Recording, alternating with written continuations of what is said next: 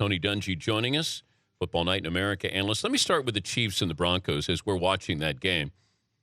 I was trying to figure out who I was more impressed by. If I take something away from that game, are you more impressed by the Broncos winning or how the Chiefs played in Denver? Well, I was more impressed with how the Chiefs went into Denver. Everybody's saying, oh, they haven't played anybody. They're not as good as we think. They went in and played well.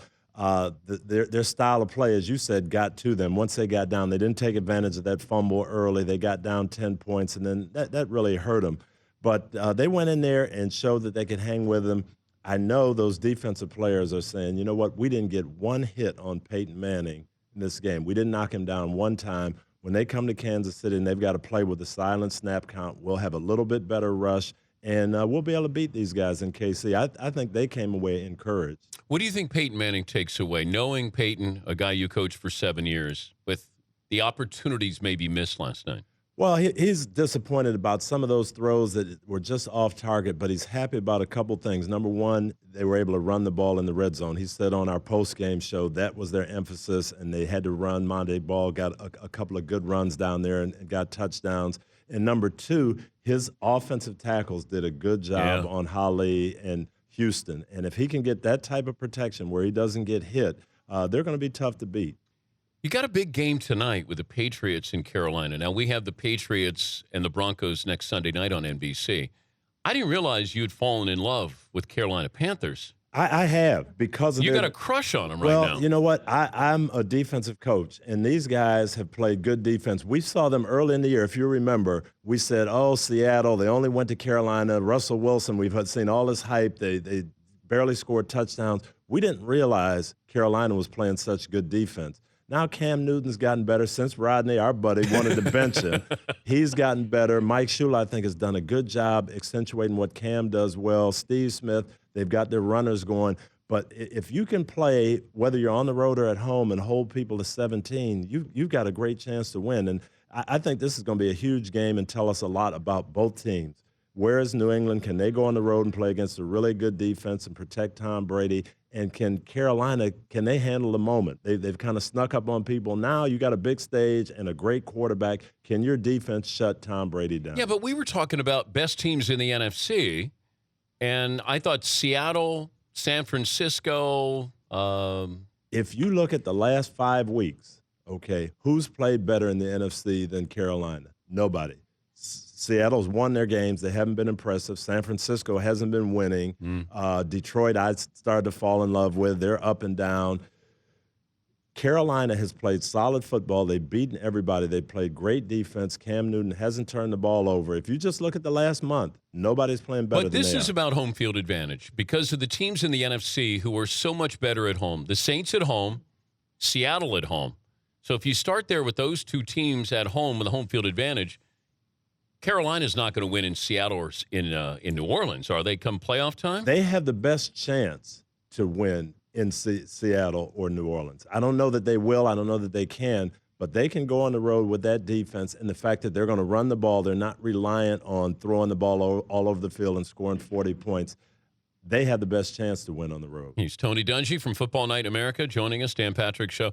There was a moment at the end of the Texans game where Andre Johnson walks off the field with a minute to go, has words with Matt Schaub. It happens a lot more than we would probably like, that you would like from a coaching perspective, but Andre Johnson walks off with a minute to go. Now, if this is Randy Moss or T.O., we're killing him today. Why are people giving Andre Johnson a hall pass here? Well, number one, because of the type of guy he is. Andre Johnson is a class guy. You don't see this. You haven't heard him talk about, give me the ball more, anything, you know. And I'll tell you, I competed against him twice a year for 6 or 7 years. Fantastic person. So what happened? And you're right. This happens all the time. There was miscommunication at the end of the game. Did Andre pull up? Did he go where Schaub thought he would? Hey, you should have run this route harder. All of a sudden, the heat of the moment, you snap. I've seen Peyton Manning do that to Jeff Saturday. And, 20 minutes later, everything's fine. But you can't, especially when you're one of the leaders, you can't walk away from things. You've got to keep that tight-knit. Well, even if you do have words, I know Andre Johnson can say, well, it's best that I didn't want it to escalate. There's a minute to go. They're going to take a couple of knees here. And it's just, You can't leave the No, field. you You can't. got to go back to the bench, sit down by yourself, whatever. You just cannot leave and start that chink in the arm or what's going on. You've got to be a leader, and you've got to hold it in. How did the Texans get this bad? You still have a great defense there. Is this? I mean, if I'm pointing the finger of blame here. It's just a bad year. It's one of those years where nothing is going right. They're built around running the ball. Arian Foster is such a big part of that. We've seen this with Atlanta. Steven Jackson goes down, and you say, well, it's only one running back, and they've got other people, they've got all these other weapons. But when you're built around one guy giving you a lot, it hurts. So they've lost that, and now they just seem to have lost confidence that, hey, whenever that critical play is, we're not going to make it. And then that's where they are. We made a little bit out of Dave and Buster's night out for the New York Jets.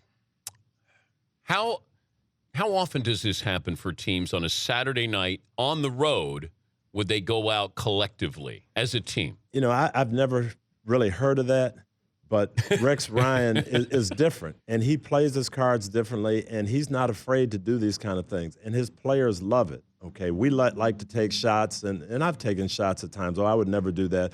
But that's what they do. I don't think we can criticize them for being who they are. Well, if they had won, everybody would have said, wow, what a great move, and he needed something to do something. They've been up 1 week, down 1 week. This was their down week. Let me do something different to shake it up. It didn't work.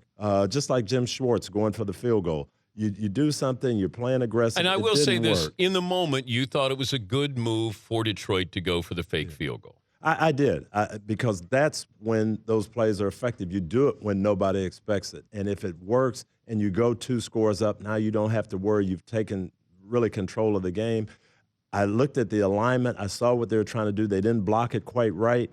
It could have worked, and it just didn't. So I think my bigger question would be, how can we go a whole half and not get Calvin and Johnson the ball? I'm a little more surprised at that. Well, and Pittsburgh, we've seen this the last couple of weeks. Chicago single-covered Calvin Johnson. Like, what am I missing? There's only one guy on the field who can beat me. But, I mean, Reggie Bush might. Calvin Johnson will. And you got single coverage on him? And I think Mike Tomlin, we saw his soundbite talking about adjustments. I think he went in and reminded Dick LeBeau and those defenders. Wow. Number 81, that's the guy, 81. Remember where he is. Really good. That really big guy. And he could be anywhere, but wherever he is, we need to have a couple of guys on it. If you're looking at receivers, dominant receivers, Jerry Rice is the penultimate. But if I'm looking at guys who transcend generations, Calvin Johnson's mark on the game, can it be bigger than Jerry Rice? Not statistically, but Calvin Johnson, can he be remembered as the most dominating force at wide receiver? Well, I think what you're going to see is Calvin Johnson kind of changing the position. John Mackey, when I was a little kid, John Mackey changed what we thought about tight ends. And you had these big, athletic, strong guys. Calvin Johnson, not the little kids who wanted to grow up and be LeBron James, not little kids, big kids who are going to grow up to be 6'8" and 250. Big young kids. Yeah, they can say, you know what, I might be a wide receiver. Instead of a power forward, maybe I can be a wide receiver. And I think you're going to see some of these big athletic guys now playing that spot. But I know, and Peter King brought this up. He said if Larry Fitzgerald had a quarterback for his career, a consistent one, he would approach Jerry Rice's numbers. Yeah, that's why numbers are so, you can't go by numbers in terms of how good people are. Marvin Harrison had Peyton Manning the whole time. Jerry Rice had Steve Young and Joe Montana, and those guys can make you look good. I remember when Warren Moon came to us in Minnesota, we had a guy named Jake Reed who was a talented guy, but everybody thought, oh, he's not a great player. All of a sudden, Warren gets there. Jake's catching 90 passes a year because everything is between the 8 and the 6. He never has to use his hands. Every ball is right there, and we had confidence throwing the ball. So now, you get Larry Fitzgerald, and what he went through the last couple of years before Carson Palmer got it there, it was criminal. I mean, he just didn't have a chance to do what he could do. You put him with Peyton Manning or, Drew Brees. Drew Brees, Yeah. he's going to put up numbers that nobody would approach, I think.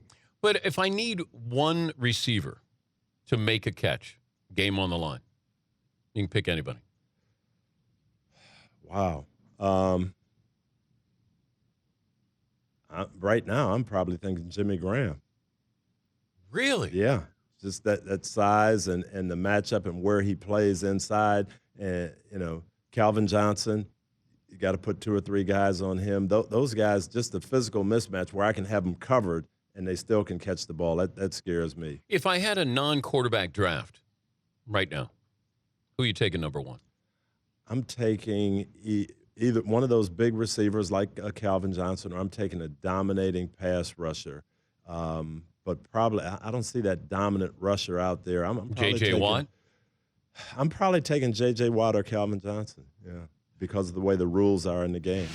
Jack Del Rio felt like it was, you're a USC alum, let's bring you in, courtesy interview. Because Jack Del Rio is the head coach at USC. Even if you're an alum, doesn't really mean anything. If I'm a recruit, I'm thinking, okay, where's he coaching? Oh, he's assistant coach in Denver. Whereas Kevin Sumlin coached at A&M with Manziel and that offense. Wow, with Case Keenum. Yeah. Oh, we can have some fun here. Wow. I don't know what it did, the interview did for Jack or what it did for Pat. I just think it was a no-win situation. Yeah. Other than, hey, I'm doing my due diligence, I'm talking to everybody, turning over every stone for USC. And since you've turned down the job interview. Tony Dungy staying with us in the New York City Man Cave. First concert you went to, you remember? I know. Well, I can't remember the very first one. We used to see the freebies around Detroit when I was growing up before they got to be stars, Diana Ross and those people. But the first one I probably paid for was Earth, Wind, and Fire in college. Pretty awesome. Yeah, saw them in concert as well. They were great show. Great show. I saw the Commodores, Earth, Wind, and Fire. It was good. Yeah, those were the days. Yeah. You had some entertainment. Did you have a big afro back then? Huge afro. Did you, like Coolidge from the White Shadow? Very close, yeah. And did you have a pick? I had the pick, working out the back. Yep, absolutely. But your son has long hair. Yeah, and that's why I can't get him to cut it, because he pulls out those pictures. Hey, if you think this is bad, look at this. Now, no, you can't say anything, and then I lose the argument. Before we get back to the NFL, explain to me what you think is happening with USC. Jack Del Rio, according to Jay Glazer, interviewed for the head coaching position there. I know that you have an alum, but what's the upside if Pat Hayden is looking at Jack Del Rio? What does Jack Del Rio resonate with kids? I don't think so. I kind of think Kevin Sumlin, the big-time college guys, or a John Gruden, somebody that's won a Super Bowl. I like Jack. He played for me. He is an alum, but I think Jack's an NFL coach. I think USC, you got to get star power. You've got to do what Ohio State did and go get an Urban Meyer or somebody that's going to resonate with these kids and say, you know what, SC is the place to come now. Isn't it interesting that Ed Orgeron wins, and nobody's talking about scholarship reductions. But when Lane Kiffin was losing, it was about scholarship reductions. Ed has done a good job, and the players love him. They want to play for him. He's winning, and that's another one. If you're Pat Hayden, you're sitting there saying, this guy's a good coach. He's a great motivator. He's a great recruiter, but does he have enough star power to be the head coach at USC? He's doing a good enough job, and he would be a good coach. I'm not sure he gets the job, though, even if they went out. We see these offenses in the NFL now mirroring what we see in college football. Is it going to be easier for a college coach to go to the NFL as a result? I think so. And you look at what Chip Kelly's done, and people talked about, hey, it wouldn't work, and he needs a certain type of quarterback. We saw Nick Foles yesterday score on a read option, and Nick is joking about his 4.4 30-yard dash, So Chip has proven you don't need, I can tailor this system. I don't need all the college players that I had, and he's winning. He's getting it done. So I think the fact that you're seeing these type of quarterbacks come in, and we talked about it yesterday, that you could have 6 or 7 quarterbacks drafted in the first round if all these guys come out, and they're Kaepernick type, out of that mold. So I think as an owner of an NFL team, you would say, you know what, if these are the quarterbacks coming out, let me look in college and see what these guys are doing to create this. Something's going on with the Redskins here, because I don't – there's a disconnect there somewhere. I've felt that ever since RG3 got hurt with he and Mike Shanahan. Play calling, the line hadn't been great. RG3's taken some hits here. But I don't know what's the end game in Washington, D.C.? I'm really not sure because it does depend on that head coach quarterback relationship. They've got a good system. I said when RG3 went there, Shanahan is the best place for him. He knows how to use mobile quarterbacks. Everything they did last year really tied into what he did. Now, this year they're not having success. When you don't win, everything's bad. So is that relationship still good? I think that's going to be the key question to answer coming out of this. Explain to me as a coach when you have players, somebody comes into your office. I need touches. Why am I not getting passes? Why don't I get to run? Now, how do you do that to keep everybody happy when star players come in and then you get the guys who aren't stars but want to be? You want guys who want the ball, and you want them to feel like the way I can help this team is to get me the ball. And you've got to encourage that. But then you have to tell them, hey, our plan is to win, so we've got to utilize everybody. And it's important to not think that just because you didn't touch the ball this game that we don't have a good game plan or we don't have faith in you. And that's hard, but that's what you've got to get across. I remember I had a buddy who coached for the Lions, and he said that's their biggest problem when Barry Sanders was there. We got all these guys who go into the coach's office. Wayne Fonts listens to them all, draws up plays. Barry Sanders won't go in and say, hey, I need the ball more, so we don't give it to Barry. Barry, you got to be, you got to go in there and demand the ball. But as a coach, that's not necessary. Every week, hey, we're going to do what's best against this defense, and it may be you this week, maybe someone else. Are the Giants back? Giants are back because they're playing better defense. Their defensive line is starting to pressure the passer a little bit more. And because of that, I think Eli doesn't feel like I've got to make 100 plays. I can be a little more careful with the ball. And all it takes is a little confidence. Right now, they play Dallas and win this game. They will definitely feel like they've got a shot. I know you're part of the Dolphins Advisory Committee. Now, do you know what your role is? I think the way I understand it, Steve Ross called me and talked to me. He said he wants to find out what exactly happened in this situation. They're doing a lot of investigation. He's really working with the NFL to try to figure out what happened. Then he's going to come to us, the guys on the group, Dan Marino, Jason Taylor, Don Shula, myself, Curtis Martin, and say, okay, here's what happened. Is this the norm? How much of this should go on, shouldn't go on? What can we do to make sure we don't have a repeat of this? I was a little concerned because of your role with NBC that now there's this affiliation with the Dolphins. And if people read into your comments on the Dolphins, or you might say something that people say, well, you know what, he works with the Dolphins. How much are you concerned? I'm not concerned about that because I really don't. I view this as I'm working for football in general, and it just happens to be the Dolphins that are investigating this situation. But my hope is that we'll get something out of this that will help every NFL team, will help college teams, high school coaches understand the role of the locker room, what should go on and shouldn't go on. So I'm going to be with the Dolphins for a month, 2 months, give a report to Stephen Ross, then I'm moving on. Do you know what's next with the Dolphins, this situation? Because they got to decide on Richie Incognito what they're going to do with him. I think that's the big thing right now, and I know Steve Ross is waiting for the NFL investigation to conclude with Jonathan Martin so he can talk to him face-to-face and find out, tell me exactly what happened. That's where it is, but you're right. They've got to make a decision on Incognito very quickly. I think Incognito knows that he's going to be released, and he's already got a team lined up to play for him. I'm sure he does, and you know that. You think a team will bring him in? I think so. Yeah, because he can play. He can play, and people need help, and you're coming down the stretch. And he's not going to be the leader in the locker room. Well, if you're going to another team. You never know that, but you just look at what happens. T.O., hey, I can catch touchdown passes for you. It doesn't matter that I've been to 4 or 5 other teams. It hasn't quite worked out. If you need touchdown passes, here I am. If you need protection, somebody to block, Richie Incognito's there. We got a picture of you. That is the small afro, too. That was cut down. What year is that? That was 1977, rookie year in Pittsburgh. Wow. You can see the number 17. They didn't think I was going to make the team. No, that's a solid number, though. 17? Not for a DB. Oh. It would have been a nice number for a quarterback, but unfortunately, they didn't have me playing quarterback then. Did Bradshaw know you by name? He did, actually. Because here's what happened. We're playing in Houston. Bum Phillips is the the coach of the Oilers. Robert Brazile and Elvin Bethea are knocking people out left and right. Bradshaw gets hurt, breaks his wrist. Mike Kruzak separates his shoulder. We have nobody else to play quarterback. Except for? I go in, play the fourth quarter, and Terry Bradshaw says, "Who is that just went in to play quarterback?" From then on, he knew who I was.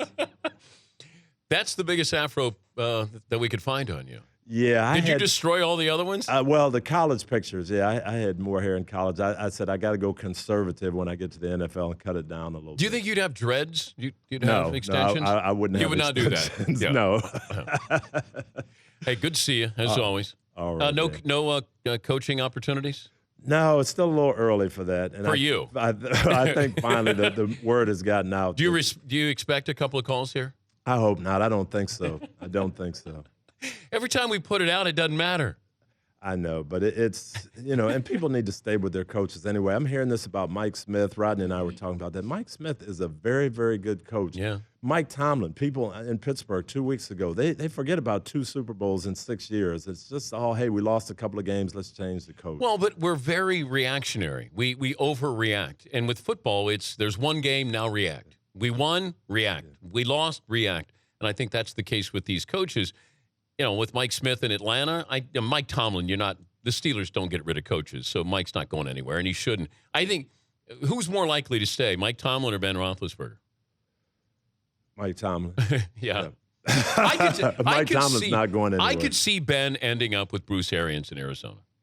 If these negotiations don't work out well and he doesn't get his $20 million a year. Money is a very divisive force, yeah. So I can't give Ben that kind of money. Well, he's 32. I can't give him a Breeze Flacco deal. And the same thing may happen in Chicago. You're winning some games with Josh McCown. And would you keep Cutler?